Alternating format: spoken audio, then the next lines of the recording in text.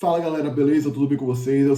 Eu sei que eu não falei da rodada de ontem ainda do Brasileirão, vou falar aqui nesse vídeo. A rodada foi perfeita pro Bahia, tá? Perfeita, a rodada maluca também. Mas depois a gente fala sobre isso, porque antes eu tenho que falar sobre isso aqui, cara. Eu tenho que falar sobre isso aqui. Tá na tela pra vocês. Vou nem falar nada por enquanto, tá na tela pra vocês. Fortaleza contrata Renato Paiva após saída de Vojvoda. Ex-técnico do Botafogo desembarca no PC com a missão de espantar a má fase do Fortaleza, que está no G4 do Brasileirão. Quando eu leio isso aqui, a vontade que eu tenho é de dar gargalhada, é de ficar rindo aqui o dia todo. Desembarca com a missão de espantar a má fase. Espantar a má fase? Espantar a má fase? Muito pelo contrário. Ele é um técnico que ele atrai uma fase. Ele atrai uma fase. 2023 quase derrubou o Bahia. Cara, é inacreditável. Quando eu li isso aqui ontem, eu falei, caramba, não é possível, meu irmão.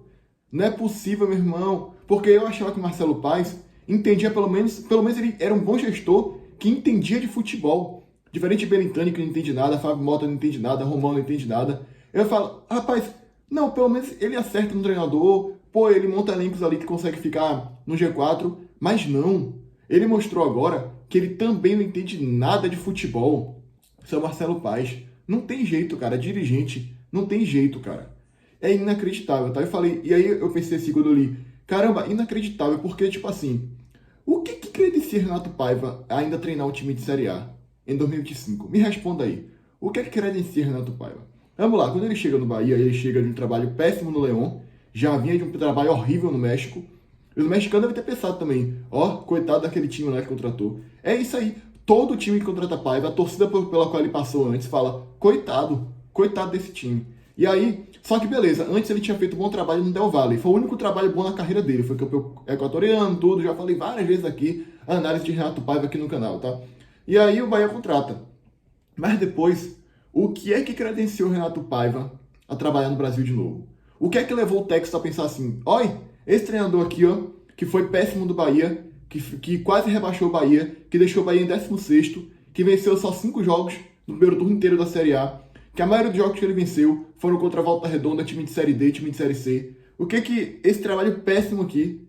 Olha, é uma grande ideia. A gente acabou de ganhar a Libertadores, a gente acabou de ganhar o Brasileirão, vambora contratar Renato Paiva pro Mundial. Vai dar certinho, vai dar muito certo. Vai dar muito certo, a gente vai ganhar a Libertadores de novo, Brasileirão de novo, vamos ganhar tudo. O que é que levou o Texas a contratar Paiva? O que é que credenciou o Renato Paiva a trabalhar no campeão da Libertadores e no campeão do Brasileirão? Eu, sinceramente, não consigo entender. E agora, de novo, o que é que está credenciando o Renato Paiva a trabalhar no Fortaleza? O que é que está credenciando o Renato Paiva? Mas sabe o que é o pior? Eu sou nordestino, mas eu admito que muitos torcedores daqui no Nordeste têm neurônios a menos. Por exemplo, quando o Bahia era ruim, podia vir qualquer bagre do interior da Paraíba que não jogou nada no 13, que era festa na torcida. Era a torcida no aeroporto. Quando veio o Mano Menezes, fizeram até copinho de Ciro Menezes, na época que o Bahia era ruim. Enfim, tempos sombrios. Sabe qual que é o pior? Vai ter torcedor do Fortaleza aplaudindo a contratação. Vocês querem apostar quanto que vai ter torcedor do Fortaleza batendo palma, indo no aeroporto buscar, dizendo que é uma grande contratação porque venceu o PSG. Pelo amor de Deus, né, meus amigos? Que análise rasa é essa? Que análise rasa. E aí, de novo, o que é que credencia Renato Paiva trabalhar no Fortaleza, sendo que ele já teve experiência no time nordestino e uma experiência péssima aqui no Bahia? Péssima. Como eu já falei trilhões de vezes, um dos piores treinadores da história do Bahia, pra falar a verdade, tá? E o time do Bahia não era pior do que esse time do Fortaleza, não. Tinha Biel, tinha Cauli, tinha Tassiano, que era útil, tinham as boas peças ali. Depois Gilberto chegou, depois Cândido chegou, que era o ótimo lateral esquerdo também, uruguaio. Então, era um time que era até melhor do que esse do Fortaleza. E ainda assim, Renato Paiva fez o Bahia brigar para não cair. O que é que credencia? O que é que fez o Marcelo Paes pensar em contratar Renato Paiva? Fica a pergunta para vocês aí. E torcedor do Fortaleza, não se iluda. Péssimo treinador. Não é porque ganhou do PSG que agora Paiva é um deus, não. Péssimo treinador. Não ache que vocês contrataram um técnico bom, não. E outro, é um técnico que não tem experiência em uma fase e rebaixamento e trabalhar pouco com muito. Fazer muito com pouco, quero dizer. Não tem experiência nenhuma. O Fortaleza tinha que ir atrás de um Carpini da vida, de, sei lá, um Jair Ventura, que pega um time limitado que está em uma fase e faz com que ele jogue bola e escape do rebaixamento tranquilo. Eu afirmo para vocês. Olha, agora vamos entrar no outro assunto já. sábado tem Fortaleza e Bahia. De novo o Paiva contra o Bahia. De novo o Paiva vai tomar um pau danado de Ceni. De novo. Sabe por quê? Porque é um péssimo treinador, cara. Pegou o Bahia pelo Botafogo, perdeu, tomou 1-0 aqui. E aí eu tava até triste, pô, demitiu o Voivoda logo agora que vai pegar o Bahia. Mas quando eu vi essa notícia aqui, eu já fiquei feliz de novo. Porque agora o Bahia aumenta seu favoritismo para sábado. Com esse péssimo treinador aí que o Fortaleza contratou. O Bahia vai vencer, cara. Vocês acham que tem alguma chance de vocês conseguirem empate com o Bahia? É, claro que não. Renato Paiva, você acha que com esse time limitado aí, Renato Paiva aumentando as linhas, você acha que o Fortaleza vai conseguir reagir? É claro que não, cara. É claro que não. Então, quando eu vi essa notícia aqui, sábado, eu fiquei feliz. Sinceramente. A tendência é que agora o Fortaleza assumiu seu rebaixamento para a Série B. O Fortaleza cravou sua queda agora, contratando o Renato Paiva. Se contratasse um Carpini da vida, um treinador ali, agora contratar Renato Paiva, sinceramente, eu acho que a terceira vaga aí vocês estão querendo muito para encher, tá? Para mim já tem Sport e Juventude. A terceira vaga, vocês estão querendo, velho. Vocês estão querendo e muito, tá? E muito. Essa terceira vaga. E sábado, vão tomar pau do Bahia. E agora a gente ama o favorito. E, como eu falei, eu olho para isso daqui, eu falo, pô, se o Fortaleza fosse sem treinador, ainda seria melhor. Mas enfim, regra passada aqui, Renato Paiva, que eu achei um absurdo, tá? Mas eu tô feliz, porque agora a tendência é que a gente ganhe. A rodada foi perfeita pro Bahia. Eu confesso pra vocês, eu não assisti os jogos ontem, tá? Tava meio culpado, tava meio cansado, fui pro médico, enfim, precisava esparecer um pouco. Mas o Palmeiras empatou com o Mirassol. Eu falei aqui, não me surpreenderia se o Mirassol conseguisse um empate com o Palmeiras. 0-0, 1-1. Também não via vencendo não, mas eu sabia que não ia ser fácil pro Palmeiras pela ótima temporada que faz o Mirassol. E o jogo foi 1-1, ótimo resultado pro Bahia. O Bahia não jogou na rodada e ainda assim não saiu do G4. Continua em quarto colocado com 24 pontos. Podendo vencer no final de semana e a 27 ia depender dos resultados aí, subir mais 2 posições, quem sabe ficar até em segundo lugar do campeonato. Então, ótimo resultado pro Mirassol, que faz uma ótima temporada. Analisando o Mirassol na briga para não cair, poucos times vão empatar com o Palmeiras no Aliança. Pouquíssimos. Ceará, Vitória, Sport, pouquíssimos vão conseguir empatar com o Palmeiras no Aliança. Então, ótimo resultado pro Mirassol, péssimo resultado pro Palmeiras, que deixa escapar 2 pontos na luta pelo título e na luta pela Libertadores. Aí, o Ceará perdeu do Corinthians. Eu achava que o Ceará ia vencer, mas também não é nenhum absurdo o Corinthians vencer, não. Tem mais time, tem mais elenco, o Ceará tá mais encaixado, mas pelo fato de ter um péssimo treinador que é o Dorival, eu achava até que o Ceará pudesse vencer, mas não. Tomou 1-0.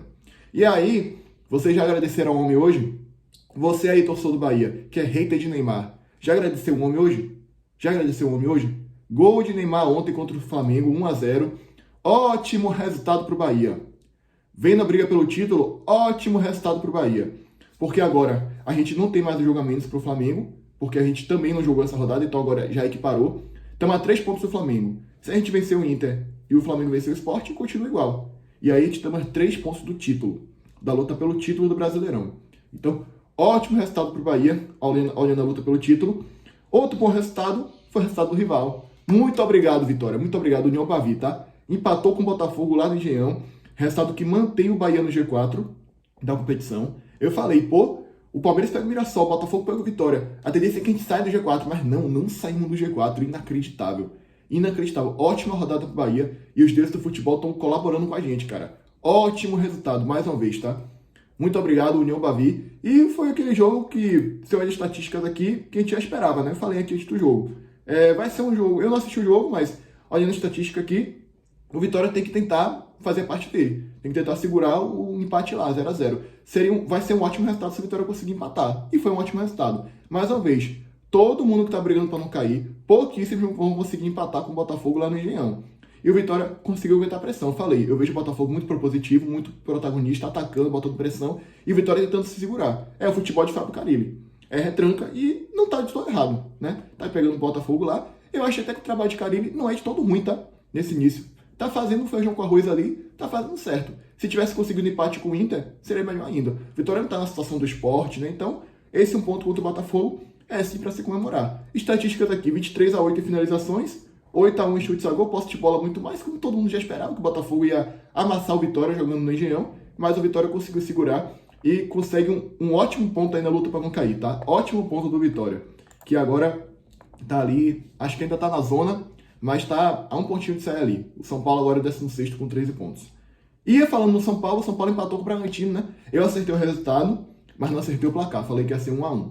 E aí é o seguinte, o São Paulo tá muito próximo da zona de rebaixamento. Eu falei que isso ia acontecer. E eu falei. E a rodada foi maluca porque a maioria que tava brigando para não cair conseguiu pontuar ou venceu o jogo. O Santos venceu o Flamengo, o São Paulo tava vencendo o Bragantino, que botou um empate ali, mas agora embolou tudo, velho. Agora ficou maluca a tabela de classificação, pô. Se você... Já vou botar a tabela para vocês aqui já, tá? Se você parar para analisar a tabela de classificação, a diferença do 18º pro 13º é de 3 pontos. Do Juventude pro Santos é de 3 pontos. Vai ter Juventude e Vasco nas próximas rodadas aí, no Jacone. Então é um jogo para ficar de olho, um confronto direto, tá? E o São Paulo tá a 1 ponto da zona, cara. Eu falei, cuidado. Eu falei que isso poderia acontecer. O São Paulo se focar demais na Libertadores, esquecer o Brasileirão. Mas o Vasco aqui é que tende a brigar mais para esse rebaixamento, tá? O Vasco agora que tá bem próximo da zona de rebaixamento, o Santos se afastou. O Santos chegou a ser vice-lanterna e agora se afasta da zona de rebaixamento. Fortaleza com Paiva, a tendência é que perca vários pontos aí, deixe vários pontos para trás com o Renato Paiva. E aí, quando for mudar, já pode ser tarde demais, cuidado. Aí tem o Juventude, que está um elenco muito limitado. Para mim, junto com o Sport, é um que eu cravo que já caiu. Cravo não, mas tipo, tem grande chance. Não cravo ninguém ainda, além do Sport, tá? Só cravo o Sport. De resto, tem grande chance de cair. E ficou maluco, pô. Agora tem um Grêmio, Santos, Inter aqui. Ficou maluco essa briga para não cair aqui, tá? Então o Vitória se deu muito bem na rodada. São Paulo poderia ter ido melhor. Poderia ter ganho do Bragantino, empatou, ou seja, péssimo resultado. E a equipe do Santos venceu com um gol de Neymar decisivo como sempre, né? Não tem jeito. E agora, bora para a parte de cima, para eu mostrar para vocês aqui por que a rodada foi tão boa para o Bahia. O Palmeiras estava em 5º lugar, o Palmeiras tem um jogo a menos ainda, claro, mas é só um em relação ao Bahia. E esse jogo a menos é contra o Santos na Vila, com o Neymar. E aí pode ser que o Palmeiras empate, tropece ou até perca o jogo. Não seria nenhuma surpresa, não. Botafogo agora tem o mesmo número de jogos que o Bahia, 13-13. Flamengo também.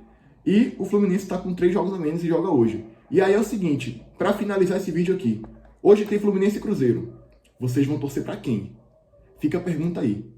É uma dúvida tremenda, porque é um confronto direto. Pensando em título, é melhor o Fluminense vencer. Pensando em Libertadores, abrir mais vantagem para o 6º, para o 7º, é melhor que o Cruzeiro vença. Mas eu, sinceramente, minha opinião, minha visão, eu vou torcer pro Fluminense. Por quê? Porque eu vou voltar com a tabela de novo para vocês aqui.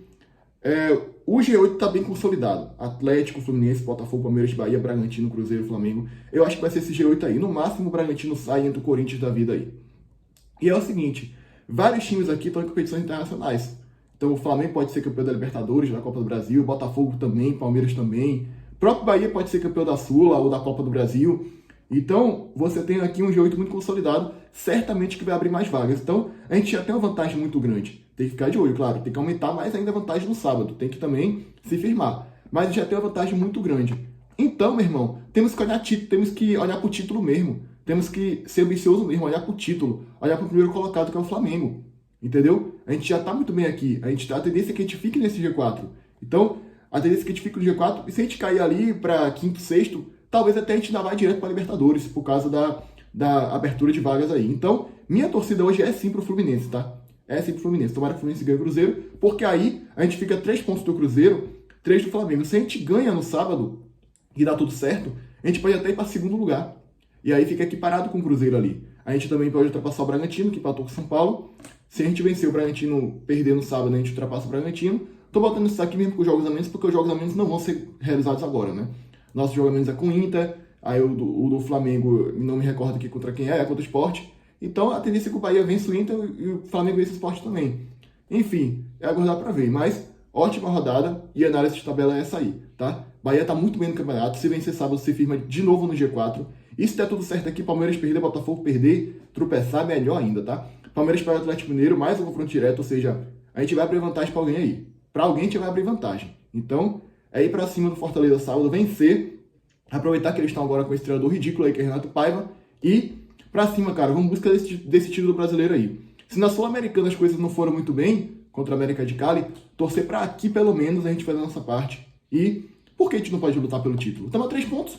Estamos a 3 pontos, cara. O nosso elenco não é um elenco ruim, é um elenco que está mais reforçado ainda em relação ao ano passado. A gente bota o time reserva e ganha muitos jogos aí com o time reserva, até na Copa do Brasil, outras competições aí. Então, eu acho que a gente precisa virar o título. Então, minha torcida hoje novamente é pro Fluminense, tá? Eu venho torcendo bastante pro Fluminense, cara. Abraço aí pra torcida do Fluminense, mas na Sula vocês vão se lascar. Mas eu torci pro Fluminense no Mundial, mais uma vez hoje, minha torcida é pro Fluminense contra o Cruzeiro, tá?